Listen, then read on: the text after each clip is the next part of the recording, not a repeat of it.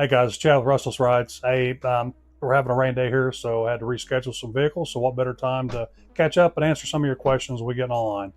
We're getting a lot of positive feedback from our YouTube channel here. So if you guys have any questions, let us know, and we will answer it as quick as possible. A little bit of background on me, guys. I've been painting and doing body work and auto mechanics for over 37 years. So I've been doing this for a long time. I come to you guys with a lot of experience and a lot of knowledge of this channel that some can't compete with. So if you guys got any questions, let me know. I've got a bunch of videos on this channel for you to guys learn from. But for now, another great question he had. So he said, am I best to sandblast the frame? Absolutely, you are. If you're going to take the time to paint a frame, you definitely want to take the time to sandblast it to get every morsel of rust off that frame. Because rust is like cancer. Once it starts, it's hard to get a hold of and it's hard to stop.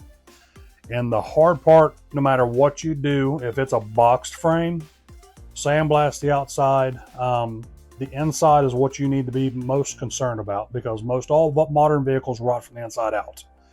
Let me pause this video for a second. I'm going to grab this frame section that I have here. I'm going to show you what I'm talking about.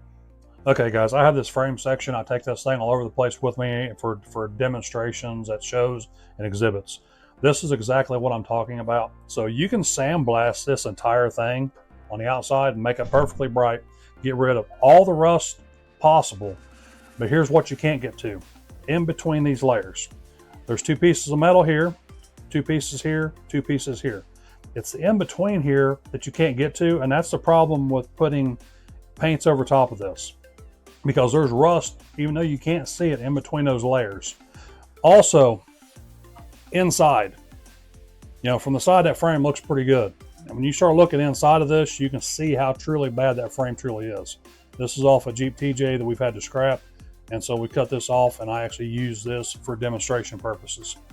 But even though you're properly prepping the outside of the frame, you're sandblasting it, you're primering it, you're putting a good quality paint over top of it, the chassis paint, you still can't get between those layers, and that's something you need to think about. The inside of the box structure, the inside of the frame, and in between these layers. No paint on the market is going to be able to soak in there and protect that area. And now that there's rust started, that's where the rust is going to start and come back. And when you paint them, whether you're talking about bed liner, whether you're talking about paint, the rust is going to start coming back out from underneath those layers.